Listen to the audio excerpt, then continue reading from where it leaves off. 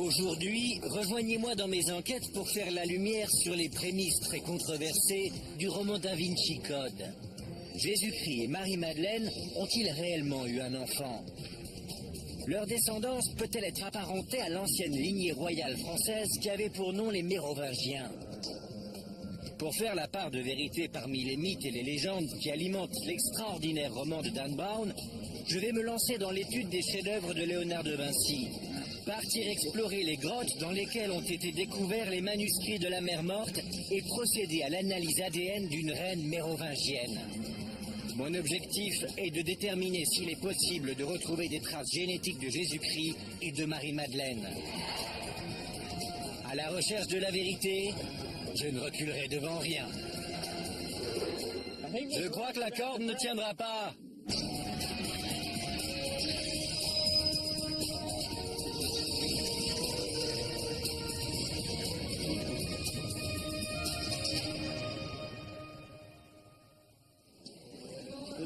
Da Vinci Code est un phénomène planétaire, un best-seller et une gigantesque production hollywoodienne. L'une des facettes de cette histoire qui a captivé l'imagination du monde entier repose sur la théorie selon laquelle le Saint Graal ne serait pas une coupe présente dans la scène, mais une personne nommée Marie-Madeleine, et que Jésus aurait eu avec elle des descendants, peut-être encore vivants aujourd'hui. Je suis Josh Bernstein. Je suis ici en Europe pour essayer de faire la distinction entre vérité et fiction dans cette histoire envoûtante. Si une lignée remontant à Jésus-Christ existe réellement, je suis déterminé à faire appel à la science de la génétique pour la retrouver. Mais tout d'abord, il me faut replacer cette histoire fascinante dans son contexte. La scène d'ouverture de Da Vinci Code se déroule à Paris. Et c'est un bon point de départ pour démarrer mes recherches. Nous sommes au Louvre. C'est ici que débute Da Vinci Code, devant l'un des plus grands chefs-d'œuvre de Léonard de Vinci. Le musée est fermé aujourd'hui, mais j'ai organisé pour nous une petite visite privée. C'est Alice Jouve, une historienne de l'art, qui va me guider en ces lieux. Suivez-moi. Fantastique, une visite privée. Dans le roman Da Vinci Code, un conservateur du Louvre est assassiné dans cette galerie où sont conservés les plus célèbres tableaux du monde. Putain, c'est la première fois que je la vois. Les œuvres de Léonard de Vinci sont réputées pour la part de mystère qu'elles renferment. Magnifique. Mona Lisa, au sourire énigmatique, est sans doute son portrait le plus célèbre.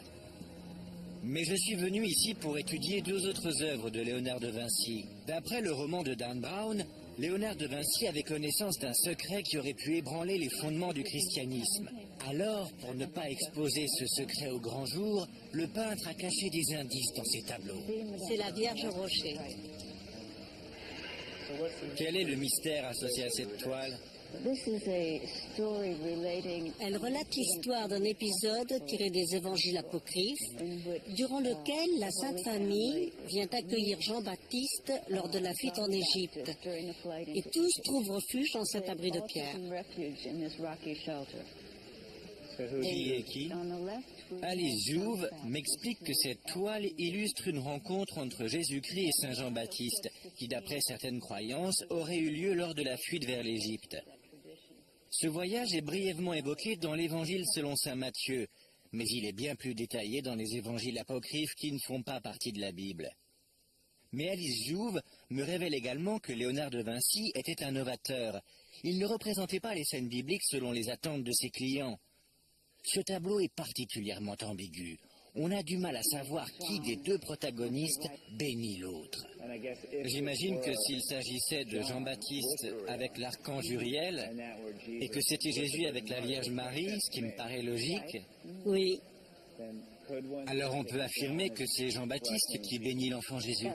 c'est possible. Mais dans ce cas, pourquoi les dépeindre d'une manière qui porte à confusion? C'est à De Vinci qu'il faudrait le demander. Mais l'œuvre la plus controversée de Léonard de Vinci est bien plus ambiguë encore. Il s'agit d'une fresque ornant les murs d'un couvent à Milan. Elle représente la scène, le dernier repas du Christ. D'après le roman Da Vinci Code, la personne assise à la droite de Jésus, que l'on suppose être le jeune et imberbe apôtre Jean, serait en réalité Marie-Madeleine. Mais plus surprenant encore, le roman nous révèle qu'elle occupe la place d'honneur lors du dernier repas, parce qu'elle serait l'épouse de Jésus. Autre affirmation, la coupe de vin du Christ, plus communément appelée le Saint Graal, n'est visible nulle part. Le roman soutient la thèse selon laquelle cette absence de coupe ferait partie d'un code très élaboré que Léonard de Vinci aurait glissé dans son œuvre. Le plus grand secret de ce code, c'est que le sang du Christ ne serait pas contenu dans une coupe, mais dans les entrailles de Marie-Madeleine. D'après le roman, Léonard de Vinci avait connaissance de ce détail, car il était l'un des grands maîtres du prieuré de Sion, une organisation secrète, gardienne de la lignée d'essence divine.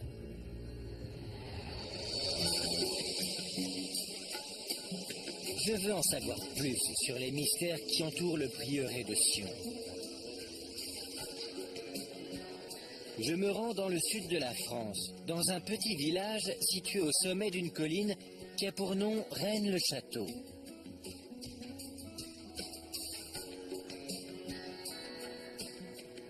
Les rumeurs prétendent que c'est ici que furent révélés pour la première fois les secrets du prieuré de Sion au XIXe siècle. L'homme qui a exposé l'affaire au grand jour, un certain Béranger Saunière. L'abbé Saunière était le curé de Rennes-le-Château. C'était un homme d'origine modeste, mais mystérieusement, du jour au lendemain, il se trouva en possession de beaucoup d'argent. Une énorme somme d'argent, dont personne ne put jamais expliquer la provenance. Et voilà. Touvia Fogel, qui est chercheur, me montre comment l'abbé Saunière a employé sa mystérieuse fortune. Voici la tour de Magdala, sans doute l'édifice le plus célèbre que l'abbé Saunière ait fait ériger ici à la fin du XIXe siècle. Elle ressemble à une forteresse du XVe siècle, mais c'était sa bibliothèque qui renfermait des centaines de livres et dans laquelle il passait de longues journées à étudier. Et il a fait construire cette tour de bout en bout? Oui, il n'y avait rien auparavant. Mais où est-ce qu'il a trouvé l'argent pour réaliser des constructions comme celle-ci? Certains prétendent qu'il se livrait à un trafic de messes, d'autres qu'il aurait été payé par des membres de l'aristocratie européenne pour trouver des documents concernant leur lignée. Il a obtenu cet argent quelque part et à l'époque, cela représentait par ailleurs une somme colossale. Touvia Fogel me fait part d'une autre théorie selon laquelle la fortune de l'abbé Saunière pouvait provenir de pots de vin qui auraient été versés pour garder secrète sa connaissance de la lignée divine. Or, lorsque Saunière a dépensé sa fortune dans ses nombreux projets de construction, il est évident qu'une personne était omniprésente dans son esprit, Marie-Madeleine. C'est pas un peu curieux de faire construire une tour dédiée à une femme considérée comme une prostituée par l'Église? On trouve dans le sud de la France de nombreuses églises dédiées à Marie-Madeleine. C'est un culte très répandu dans cette région. Touvia m'explique que l'abbé Saunière ne s'est pas seulement contenté de dédier la tour à Marie-Madeleine, il a également donné son nom à l'église.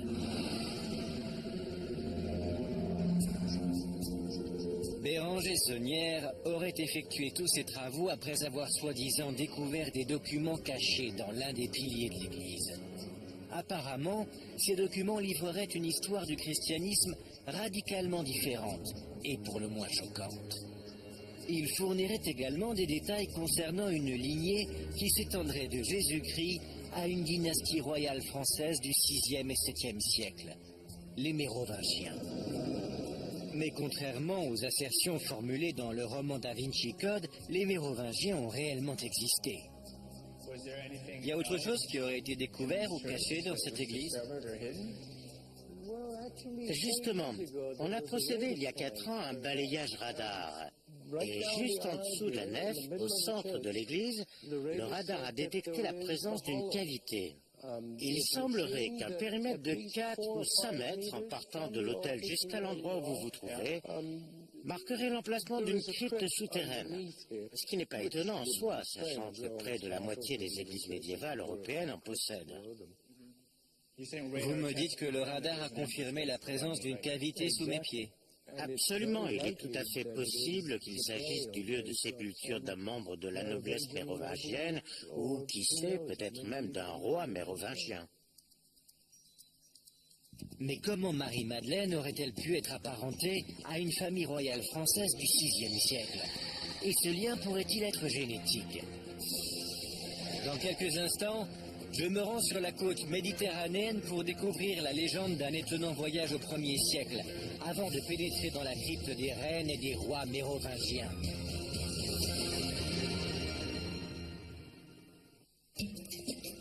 Ma quête pour découvrir la vérité qui se cache derrière l'histoire de Da Vinci Code m'a conduit dans le sud de la France. Le roman de Dan Brown nous fait part d'une révélation explosive. Jésus-Christ aurait épousé Marie-Madeleine et leur descendance serait apparentée à une famille royale française. Une histoire aussi extraordinaire peut-elle être vraie?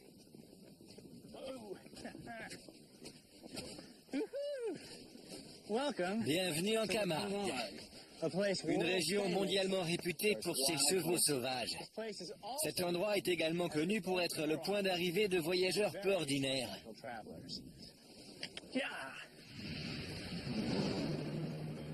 D'après une légende locale, ce serait ici que Marie-Madeleine et ses compagnons auraient accosté, au terme d'un long voyage depuis la Terre Sainte. La légende raconte qu'ils fuyaient les Romains, et ils avaient de bonnes raisons de vouloir leur échapper. Marie-Madeleine avait avec elle un enfant qui n'était autre que la fille de Jésus-Christ.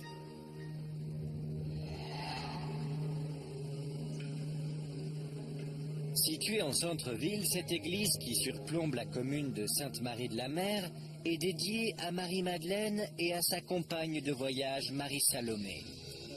Là, ce sont les deux Maries. L'écrivain Tim Wallace Murphy est ici pour me raconter les légendes qui entourent toujours cette église.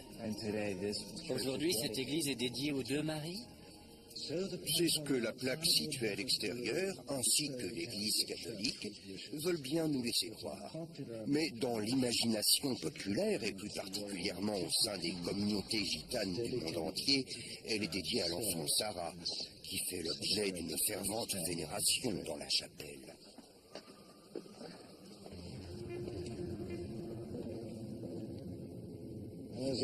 Comme vous pouvez le voir, d'après ces cierges, ceci est le cœur spirituel de l'Église, où cette dame est hautement vénérée. C'est donc Sarah? D'après la tradition de l'Église, elle était la servante de Marie-Madeleine et de Marie-Salomé. Selon une autre tradition, elle serait la fille de Jésus et de Marie-Madeleine. Quelle est la probabilité que Jésus ait eu un enfant? C'est incontestable, cela ne fait aucun doute. Il y a 3 traditions juives qui se rejoignent pour renforcer cette thèse. Premièrement, tous les hommes juifs ont pour devoir de se marier et d'engendrer une descendance. Dieu a dit « Allez et multipliez-vous » et le peuple juif était très respectueux de la loi. D'autre part, en tant que rabbin, Jésus aurait dû être marié et avoir des enfants, car il est dit dans le Nouveau Testament que Jésus était rabbin. Qu'en est-il d'une éventuelle lignée dont on pourrait retrouver la trace? Il est presque certain qu'il y en a une. Et on pourrait l'établir s'il n'y avait pas un vide administratif et documentaire entre la chute de l'Empire romain et, disons, le Xe siècle. Mais il y a une théorie selon laquelle on retrouverait une trace de cette lignée chez les Mérovingiens, et Dan Brown a repris cette thèse dans son roman. La plupart des spécialistes en études bibliques ne partagent pas la conviction de Tim Wallace Murphy quant à la situation de famille de Jésus. En revanche, l'existence d'une famille royale mérovingienne est quant à elle indéniable. Voilà qui est intéressant. Réfléchissez à cette série d'hypothèses. Si Jésus avait été marié, aussi insensé que cela paraisse, si Marie-Madeleine et lui avaient eu un enfant, si cet enfant était arrivé dans le sud de la France, et s'il était à l'origine de la dynastie mérovingienne, Serait-il possible de trouver encore aujourd'hui des traces de cette lignée royale? Il n'y a qu'un seul moyen de le savoir. Je pars retrouver l'un des plus grands experts européens habilités à effectuer des analyses sur des ADN anciens. Je veux procéder à une recherche couvrant une période de 2000 ans sur une lignée dont les origines remonteraient de la Terre Sainte pour s'étendre jusqu'en Europe. À l'université de Louvain en Belgique, le professeur Jean-Jacques Cassiman a déjà étudié l'ADN de la famille royale française. Il a récemment mis un terme à une ancienne polémique en prouvant, ADN à l'appui, que le fils supposé de Marie-Antoinette et de Louis XVI était bel et bien l'enfant dont le corps avait été retrouvé au temple. C'est le scientifique idéal pour m'aider dans mes recherches. J'étudie le roman Da Vinci Code et la théorie de la descendance de Jésus des Mérovingiens à aujourd'hui. Oui. J'aimerais savoir comment la science de la génétique peut m'aider dans ma quête. Voyez-vous, la fréquence de certains types d'ADN varie d'une communauté ou d'une population à l'autre. Et c'est sur ce point qu'il faut concentrer ses recherches. En d'autres termes, il faut essayer de déterminer quelle est la fréquence des profils ADN particuliers dans la communauté dont Marie-Madeleine était originaire. Ça veut dire que vous avez une base de données consignant des marqueurs génétiques d'individus à travers le monde entier, Oui. et vous pouvez déterminer lesquels d'entre eux sont originaires du Moyen-Orient? Oui. Pour que ma quête soit réaliste, où dois-je me rendre et que dois-je vous ramener concrètement? Et si vous ne pouvez pas retrouver Marie-Madeleine, la meilleure alternative serait d'obtenir des ossements ou des restes d'un individu qui serait un de ses descendants potentiels, afin que nous puissions les examiner. Le professeur Cassiman me confie que si je parviens à me procurer un fragment d'os appartenant à une personne issue de la lignée de Marie-Madeleine, son laboratoire sera en mesure de rechercher toute trace d'ADN intacte.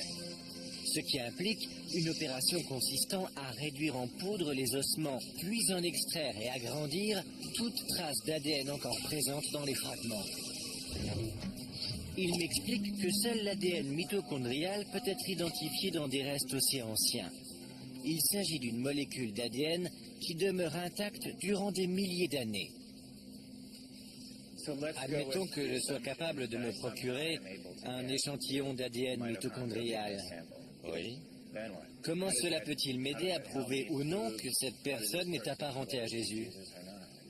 L'ADN seul ne pourra rien vous révéler. Il faut le comparer à un autre élément. Il faut prélever des échantillons parmi la communauté à laquelle il appartient et vérifier si l'origine supposée des ossements et celle des personnes prélevées est la même. Si les théories avancées dans Da Vinci Code sont avérées, alors je dois m'attendre à trouver des marqueurs génétiques de type moyen-oriental dans l'ADN mérovingien. Oui, et nous pourrons ainsi comparer les deux populations, dont celle du Moyen-Orient en l'occurrence, et définir s'il y a oui ou non compatibilité. Alors, la meilleure chose à faire à présent, et j'ignore si j'en ai la possibilité, c'est de trouver un monarque mérovingien qui pourrait nous fournir son ADN. Oui, tout à fait. Bonne chance. Merci.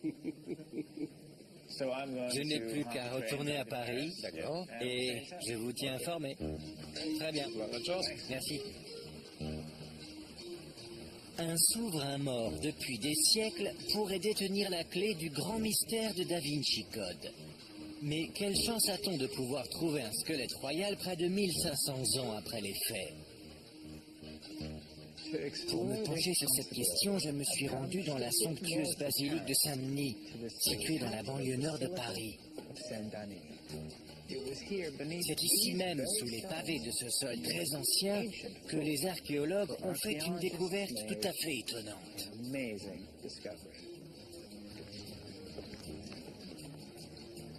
J'ai rendez-vous avec Daniel Perrier, l'un des plus grands experts français de l'époque mérovingienne. Il me dit que cette basilique n'est pas seulement un lieu de culte, mais que c'est aussi le site de sépulture de la monarchie française depuis la toute première dynastie. Celle qui m'intéresse est la mérovingienne. Normalement, le public n'est pas autorisé ici. Excellent. J'ai un accès spécial. C'est l'aventure. Ça alors. Voici les sarcophages. On compte une soixantaine de tombeaux mérovingiens. Une soixantaine? Oui, une soixantaine. Tous des nobles. Tous ces sarcophages, ça donne la chair de poule. Oui, Cet endroit est immense. oui, et une partie reste encore à dégager. Vous voyez, au-delà de ce mur, au fond, il reste des sarcophages qui attendent d'être exhumés. Et on sait qui se trouve à l'intérieur? Non, on n'en sait rien. Vraiment? Oui, on l'ignore. Tous des mérovingiens dont on ignore le nom. Oui, car il n'y a aucune inscription sur les couvercles. À l'exception toutefois d'une reine prénommée Arégonde, que l'on a pu identifier grâce à ses bijoux. Ah oui, vous savez qui elle est grâce à ses bijoux. Oui, Excellent. Où sont ces restes? il se trouve au musée d'archéologie nationale. Ai-je la possibilité de les voir? Oui, bien sûr. Vraiment? Oui, Parfait. Le sarcophage de la reine Arégonde se trouve désormais à l'étage avec le reste de la monarchie française. Mais sa dépouille est conservée de l'autre côté de Paris, au musée des Antiquités nationales de Saint-Germain-en-Laye. Les restes de la reine Arégonde pourraient constituer un indice d'une importance capitale. Quelles réponses génétiques peuvent nous offrir les ossements de cette reine mérovingienne?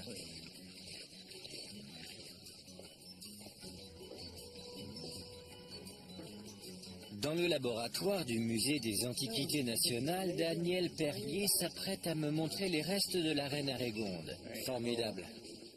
C'est la seule reine mérovingienne formellement identifiée comme telle qui aurait été découverte à ce jour. voici la reine Arégonde. Et vous m'avez dit qu'on savait qui elle était grâce à ses bijoux.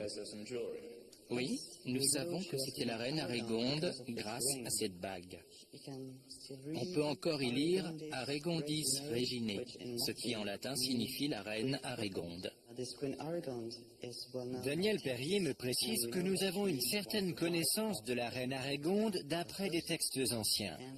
Elle était l'épouse du roi Clotaire Ier, et ils auraient vécu et régné au milieu du VIe siècle. C'est d'Arégonde que descend toute la famille royale mérovingienne.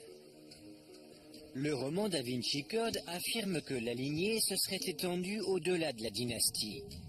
Si tel est le cas, l'ADN d'Arégonde est un élément probant pour rechercher d'éventuelles traces d'ascendance moyenne-orientale. Est-ce qu'il y a déjà eu des tests ADN effectués sur cette dépouille? Non, hélas. Jusque-là, cela n'a pas été possible. Et si je vous en donnais la possibilité? Ce serait formidable. Alors, si je trouve un moyen d'effectuer une analyse ADN complète de cette personne, comment procéder? Qu'est-ce que je peux utiliser? Les analyses ADN impliquent la destruction de l'objet étudié. Alors, une dent... Je peux prendre une dent? Oui, Merci. Une dent. Aucune analyse ADN n'a jamais été effectuée sur un monarque français d'une époque aussi ancienne. Nous sommes les premiers à avoir l'autorisation de le faire. C'est bien plus que de la science approfondie. C'est également un véritable privilège. D'après le généticien Jean-Jacques Cassiman, si la lignée de Jésus s'était mêlée à celle des Mérovingiens, alors les marqueurs génétiques de la reine Arégonde devraient indiquer une origine moyenne-orientale. Ce qu'il me reste à découvrir maintenant, c'est quelle communauté vivant encore aujourd'hui possède le profil ADN le plus proche de Jésus et Marie-Madeleine. L'esprit de Jésus-Christ était peut-être divin, mais son corps, lui, était humain. Alors je peux sans doute réussir à en savoir plus sur sa lignée en étudiant la communauté dont il était originaire. Il est temps de visiter son ancienne patrie, l'État d'Israël. Dans quelques instants, je retrouve la piste de la mystérieuse Marie-Madeleine et je descends en rappel dans des grottes très anciennes, à la recherche d'indices qui pourraient me livrer des informations sur ce que fut sa vie après la crucifixion. Je suis la piste du roman Da Vinci Code. J'ai besoin d'en savoir plus sur Jésus et Marie-Madeleine. Ont-ils véritablement eu un enfant ensemble? Est-ce que leur descendance existe toujours aujourd'hui? D'après la Bible, voici l'endroit où ils auraient tous les deux été vus vivants pour la dernière fois. Jérusalem. J'ai obtenu l'aide de Kent Dobson, un spécialiste des études bibliques. Il est ici en Israël pour étudier la première église chrétienne et l'archéologie biblique. Kent me révèle que la tombe du jardin est la fameuse et dernière demeure où aurait reposé le corps de Jésus. Beaucoup croient que c'est ici que Jésus a ressuscité. À la fin du XIXe siècle, un protestant nommé Charles Gordon serait venu ici et aurait identifié la tombe de Jésus en tant que telle. Allons la découvrir. D'accord.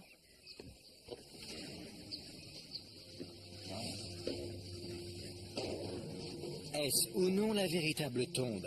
C'est encore aujourd'hui matière à controverse. De même, le lieu de l'apparition de Jésus après son inhumation est un sujet qui continue d'alimenter de nombreux débats. Mais ce que nul ne remet en doute, ce sont les récits des évangiles à propos du premier témoin qui aurait aperçu le Christ ressuscité.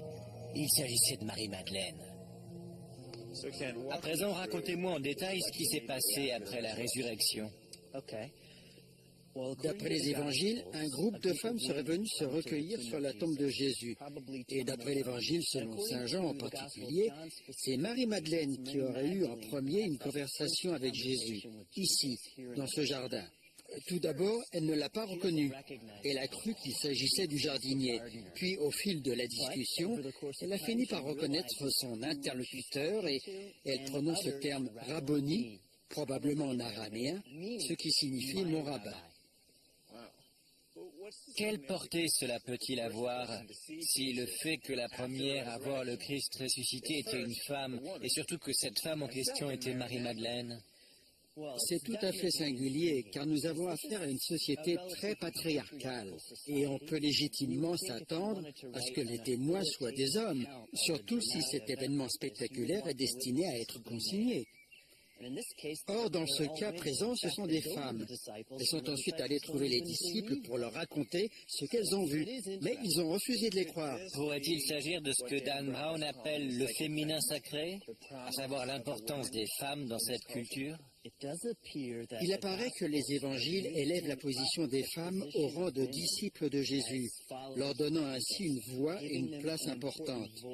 Et si Jésus avait eu effectivement des femmes disciples, cela aurait fait de lui un personnage d'autant plus révolutionnaire que les rabbins n'ont pas pour coutume d'avoir des femmes disciples. Il est surprenant qu'à une époque où la société était totalement dominée par les hommes, cet épisode crucial de l'histoire chrétienne ait été le fait d'un témoin féminin. Mais plus étonnant encore, ce fut la dernière fois qu'on entendit parler de Marie-Madeleine dans la Bible autorisée. Au fil des âges, de nombreuses légendes livrent des versions différentes de ce qu'il advint de Marie-Madeleine après la crucifixion. Selon l'une d'entre elles, Joseph d'Arimathie, le gardien de la tombe du jardin, conduisit discrètement Marie-Madeleine hors d'Israël après la mort de Jésus. Il craignait que les autorités qui avaient condamné Jésus à mort ne s'en prennent à toute personne proche de son entourage, et plus particulièrement à celle dont on disait qu'elle était son épouse, Marie-Madeleine. C'est cette version des événements qui est décrite dans le roman Da Vinci Code. Mais existe-t-il la moindre preuve qui pourrait soutenir cette thèse? D'après le roman Da Vinci Code, les indices permettant de faire la lumière sur la véritable histoire de Jésus, de Marie-Madeleine et du Saint Graal ont été retrouvés ici, dans les grottes de Qumran, en plein cœur du désert de Judée.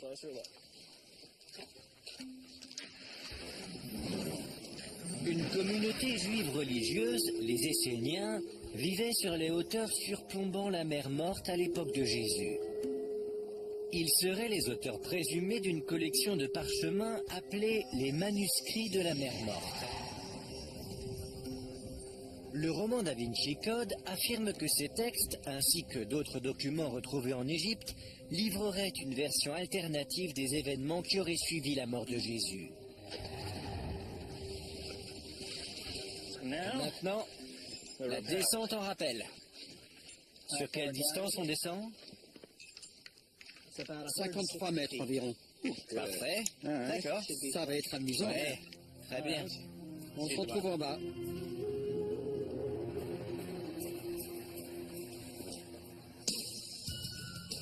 Il semblerait que les Esséniens aient tenu à conserver leurs écrits et leur version de l'histoire dans un endroit totalement inaccessible à leurs ennemis romains. Parfait. Et ils ont réussi, bien au-delà de leurs espérances. En effet, les manuscrits de la mer Morte ne furent découverts qu'en 1947. Je veux voir par moi-même l'endroit où ces documents ont été cachés et comment ils ont pu ainsi rester secrets durant près de 2 millénaires. Je suis stupéfait car certaines de ces grottes sont particulièrement reculées. Ceux qui ont découvert les manuscrits n'avaient pas d'équipement pour l'escalade et pourtant, ils les ont retrouvés dans les endroits les plus difficiles d'accès de Qumran. C'est à se demander comment ils y sont parvenus. Le roman Da Vinci Code indique que les documents découverts ici révèlent ce qu'il advint de Marie-Madeleine après la crucifixion de Jésus. Mais que nous dévoile-t-il réellement au sujet de Jésus et Marie-Madeleine? Il y a des centaines de grottes dispersées autour des falaises surplombant le ravin de Qumran. Pourtant, il faudra attendre le siècle dernier avant qu'on ne commence à les explorer. La plupart des grottes étaient vides, mais les précieux manuscrits ainsi que des fragments de manuscrits furent découverts dans 11 d'entre elles.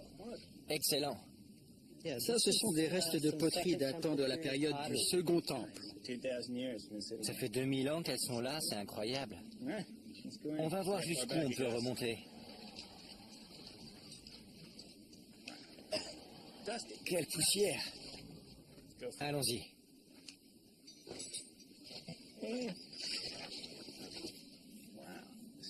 Ces grottes ont l'air profondes.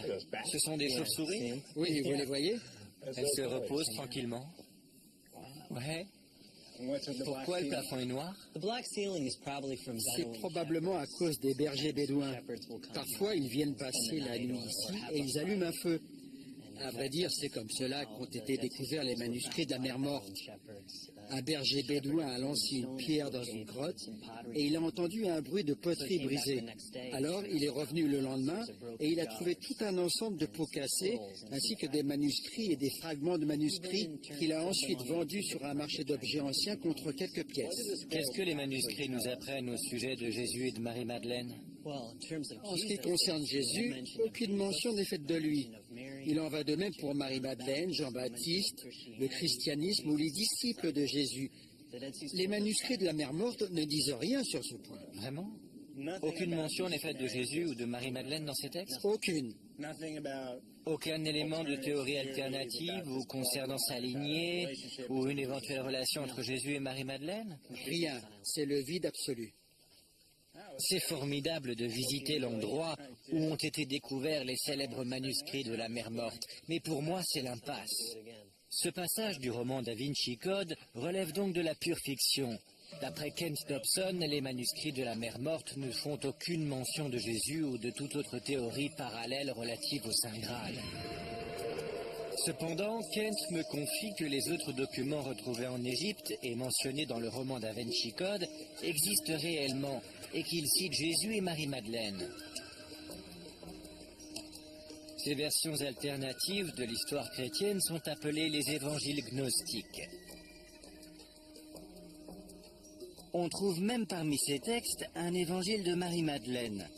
Malheureusement pour les experts, la plupart de son contenu est manquant. Toutefois, d'autres références sont disponibles. La plus captivante est l'évangile gnostique de Philippe, qui fait allusion à une relation privilégiée entre Jésus et Marie-Madeleine, bien plus intime que celle qui est décrite dans la Bible. Un des passages mentionne que Jésus embrassait fréquemment Marie-Madeleine sur... Mais il y a un trou dans le manuscrit, et donc on ignore où il l'embrassait. Cela attise ma curiosité et je suis déterminé à en savoir plus sur Jésus, Marie-Madeleine ainsi que la communauté dans laquelle il vivait. Dans quelques instants, je pars explorer les vestiges d'une ville que Jésus et Marie-Madeleine auraient bien connue. Et je vais me servir de la langue qu'ils parlaient pour tenter de retrouver les descendants de leur communauté. J'enquête au sujet de la révélation surprenante qui a été faite dans le roman Da Vinci Code, selon laquelle une lignée remontant de Jésus-Christ à une famille royale française existerait peut-être encore aujourd'hui. J'ai prélevé un échantillon provenant des restes de la seule reine mérovingienne identifiée comme telle, et je l'ai fait parvenir, pour une analyse ADN, à un laboratoire spécialisé. À présent, il me faut prélever un échantillon d'ADN de type moyen-oriental afin de le comparer à celui de la reine. Kent Dobson, un spécialiste en études bibliques, m'aide à retrouver la trace des plus proches descendants encore vivants de la communauté à laquelle Jésus et Marie-Madeleine appartenaient. Commençons par Marie-Madeleine. Pour quelqu'un qui a été témoin d'un épisode crucial de l'histoire chrétienne, à savoir la résurrection du Christ, nous ne savons étrangement que peu de choses d'elle.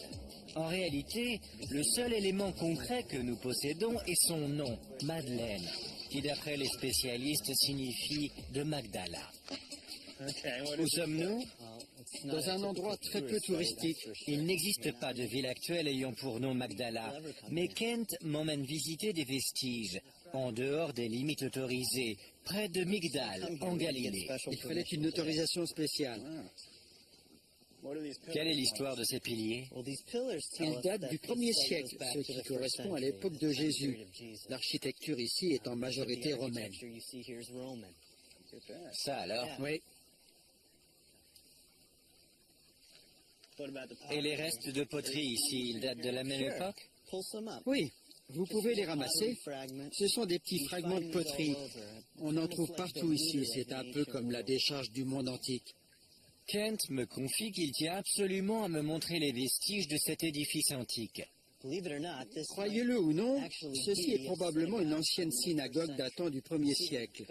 Comme vous le voyez, il y a des marches qui étaient sans doute des sièges, et ici une série de piliers assez petits qui devaient soutenir la voûte du bâtiment. Est-ce qu'on connaît le nom de cette ancienne ville? Oui, ou du moins, on suppose qu'il s'agit du village de Magdala. Magdala. Cet endroit est tout ce qu'il reste de la ville de Magdala. Bien qu'on ne sache que peu de choses au sujet de Marie-Madeleine, on suppose qu'il s'agissait de son village. Et il ne fait aucun doute que Jésus a vécu quelque part dans cette même région. Presque tous les spécialistes sont unanimes sur le fait que Jésus a vécu ici, en Galilée. Si cet endroit était effectivement une synagogue, et sachant que Jésus allait de village en village pour prêcher dans les synagogues, on peut imaginer qu'il soit venu ici. En suivant Jésus comme fil conducteur à travers cette lignée, qu'est-ce que vous pouvez me dire au sujet de sa communauté?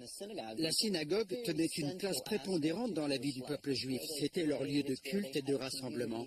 Même si Jésus parlait hébreu au sein de la synagogue, la langue dans laquelle il s'adressait à Marie-Madeleine était vraisemblablement l'araméen. Est-ce qu'on peut avoir un aperçu de la culture de Jésus à travers sa langue? La langue, c'est la culture.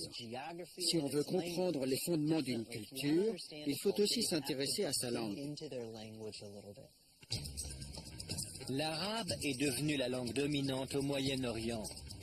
Mais il y a 2000 ans, c'était l'araméen. Cette langue est l'héritage du premier grand empire mondial, les Assyriens.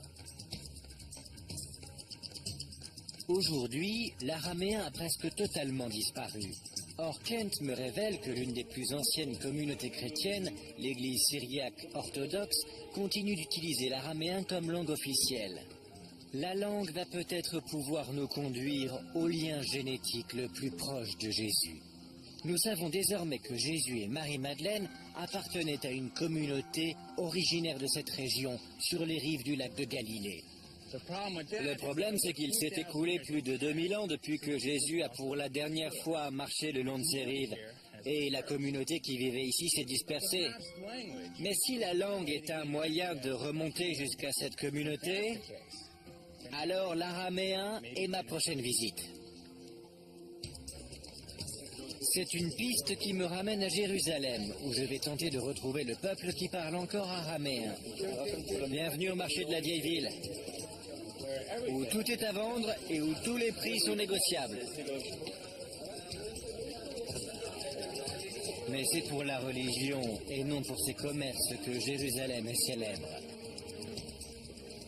C'est une ville sacrée pour les 3 principales religions mondiales et elle compte d'innombrables communautés spirituelles. L'une d'entre elles est au centre de mes recherches. L'Église syriaque orthodoxe continue d'utiliser l'araméen à travers sa liturgie et dans la vie courante. Le monastère syriaque de Saint-Marc est caché dans les petites ruelles étroites de la vieille ville.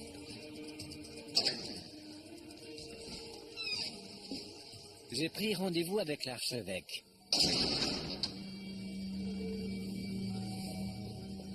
Alors que nous pénétrons dans l'édifice, l'archevêque me révèle que l'histoire de l'église syriaque orthodoxe remonte au tout début de l'ère chrétienne. C'était la maison de Marc. Les membres de cette communauté religieuse croient que Marc, qui était l'un des disciples de Jésus, a vécu ici et que c'est également entre ces murs que s'est déroulée la scène. Tous les écrits à l'intérieur de cette église sont en araméen, y compris leur Bible. On lit de droite à gauche, Comme l'hébreu et l'arabe. c'est une sorte de croisement entre les deux, on dirait. Pourriez-vous me lire un passage en araméen? Oui. L'archevêque propose de me réciter le Notre Père en araméen.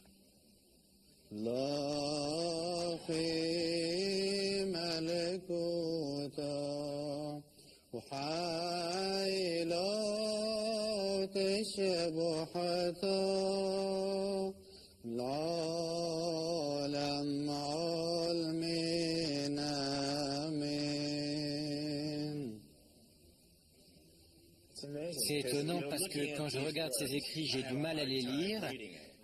Et par contre, quand je vous entends, je comprends. Je parle hébreu et j'ai compris environ 15% de ce que vous avez dit. Il y a des similitudes entre les deux langues. C'est très proche. À vous entendre, oui, mais quand je regarde ces écrits, Ce n'est pas facile à lire.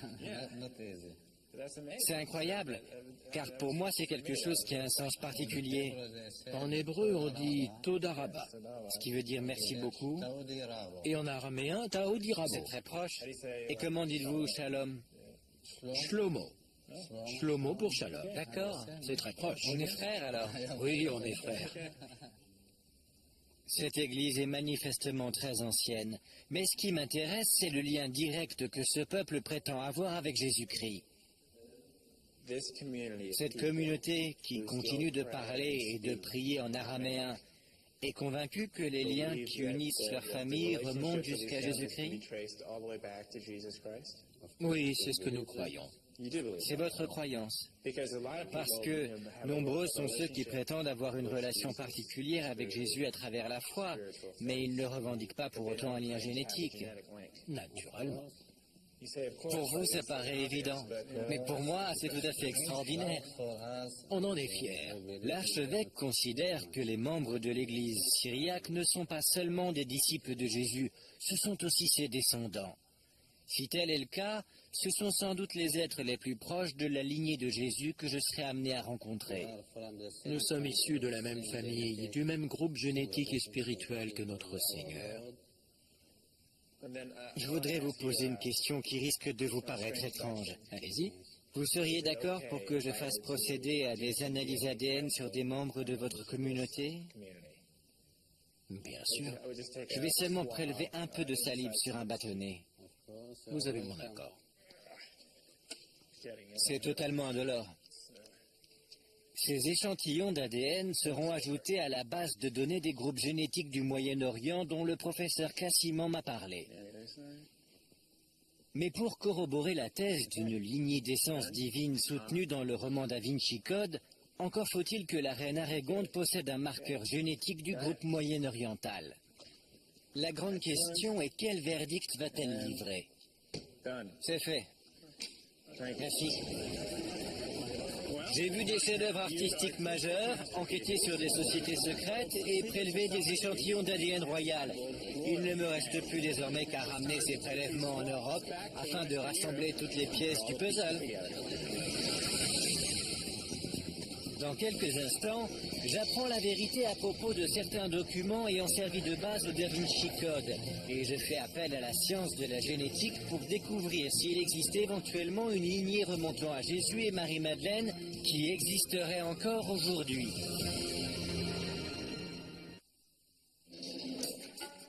J'ai suivi la piste des énigmes de Da Vinci Code, essayant de faire la part entre réalité et fiction. J'ai voyagé à travers l'Europe et le Moyen-Orient à la recherche de preuves sur l'existence d'une lignée apparentant Jésus-Christ à une dynastie royale française. J'ai réussi à mettre la main sur les ossements d'une reine vieux de 1400 ans. Et je suis parti en quête d'un éventuel ADN identique parmi l'une des plus anciennes communautés chrétiennes au monde. L'analyse des échantillons d'ADN prend un certain temps. Aussi, je vais en profiter pour enquêter sur un dernier mystère en attendant les résultats. D'après le roman Da Vinci Code, une société secrète ayant pour nom le prieuré de Sion serait la gardienne du secret de la lignée divine. La seule preuve de l'existence de cette organisation secrète est une liste de ses membres. Elle fait partie d'une collection de documents appelés les dossiers secrets. Que signifient exactement ces documents? Je me trouve actuellement à la Bibliothèque nationale de France où je viens d'obtenir l'autorisation spéciale de les consulter. Allons les découvrir ensemble. Les dossiers secrets ont soulevé un vif émoi lorsqu'ils ont pour la première fois été rendus publics, en 1975. Ils ont servi d'inspiration à plusieurs romans, dont Da Vinci Code. Ils sont désormais conservés dans les coffres de la bibliothèque, mais Alice Jouve a organisé pour moi une consultation spéciale sur support microfiche. Ce sont les fameux dossiers secrets. Tout à fait. D'où proviennent-ils? Ils ont été déposés à la Bibliothèque nationale en 1967. C'est très intéressant. Puis-je voir de quoi il parle? Bien sûr. Il s'agit d'un ensemble de coupures de presse, de documents, de lettres et de cartes. Il y a également un arbre généalogique de la dynastie mérovingienne qui montre notamment le roi Dagobert II. Oui, ce nom m'est familier. C'était un roi mérovingien qui a été assassiné en 679. Je vois. Alice Jouve m'indique que l'une des ramifications de l'arbre généalogique mérovingien s'étend jusqu'au XXe siècle. C'est donc la base du Da Vinci Code. Oui, mais c'est une mystification. Qu'est-ce que vous dites? Cet arbre généalogique a été fabriqué de toutes pièces par Pierre Plantard. Il n'y a aucune preuve historique permettant d'avancer que Dagobert II aurait eu une descendance. Mais tout ceci, Oui, toutes ces personnes, une pure invention. qu'y a-t-il d'autre? On y trouve également un autre document très intéressant, une liste des grands maîtres du prieuré de Sion, et là, vous remarquez le nom de Léonard de Vinci. Ah oui, Léonard de Vinci, 1510-1519. Alors une partie de l'histoire au moins serait vraie. Non, rien n'est vrai, car la création du prieuré de Sion date de 1956. Quoi? 1956? 1956. Et cette liste est l'œuvre du même auteur que l'arbre généalogique? Absolument. Si j'ai bien compris, ces deux éléments ne sont que des mensonges. Oui. Pierre Plantard, l'homme qui est à l'origine des dossiers secrets, a finalement avoué sous serment en 1993 qu'il avait inventé de toutes pièces ces documents. Les preuves écrites de la supposée lignée divine mise en évidence dans le roman Da Vinci Code seraient apparemment une invention datant du XXe siècle. Or, comme nous l'avons vu, la croyance selon laquelle Marie-Madeleine serait arrivée ici en Europe perdure depuis des siècles. Je retourne en Belgique, à l'université de Louvain, où le professeur Jean-Jacques Cassimon et son équipe ont analysé les échantillons d'ADN que je leur ai rapportés. Il reste une dernière question encore sans réponse. Existe-t-il un lien génétique entre Jésus-Christ, Marie-Madeleine, leur communauté au Moyen-Orient et la reine Arégonde de la dynastie mérovingienne? C'est ce que nous allons découvrir. Le professeur Cassimon me confie que ce fut une opération délicate. Il est très difficile d'extraire de l'ADN d'un ossement vieux de 1400 ans. Et lorsqu'il s'agit de surcroît d'une reine de France, la pression n'en est que plus grande.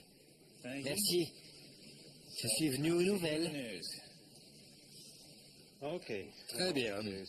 Il y a une bonne et une mauvaise nouvelle. Nous avons analysé 6 différents fragments provenant des ossements. Et sur 5 d'entre eux, les résultats sont inexploitables, soit parce qu'il n'y a pas de traces d'ADN. Le professeur Cassiman recherche toujours au moins 2 séquences ADN identiques sur des ossements pour assurer la pertinence de ces résultats. Et malheureusement, il ne les a pas encore trouvés. Mais la bonne nouvelle, c'est que le dernier fragment qui provient d'un os du pied nous a donné une séquence parfaitement distincte et l'indication qu'il contient suffisamment d'ADN. C'est une grande nouvelle. Oui, Vous avez le premier ADN d'un membre de la monarchie mérovingienne? absolument. D'accord. Et quel est le résultat de la comparaison avec la séquence ADN des familles du Moyen-Orient? Eh bien, les résultats à ce jour font explicitement ressortir qu'il s'agit d'un ADN typique du groupe européen. Européen. Et pas du Moyen-Orient. C'est clairement un ADN caractéristique des populations européennes. Si c'est bien un ADN de type européen et non pas moyen-oriental, alors la théorie d'une lignée royale remontant de Jésus-Christ à aujourd'hui paraît improbable. Oui, ce serait un miracle. Mais c'est une belle histoire. Effectivement. Mais j'imagine que de nombreuses personnes espéraient trouver une certaine part de vérité dans cette théorie. Et maintenant, le château de cartes vient de s'effondrer. La science n'aide pas, c'est clair. J'ai donc appris 2 choses essentielles. D'abord que les preuves documentaires sur le mystérieux prieuré de Sion étaient fabriquées.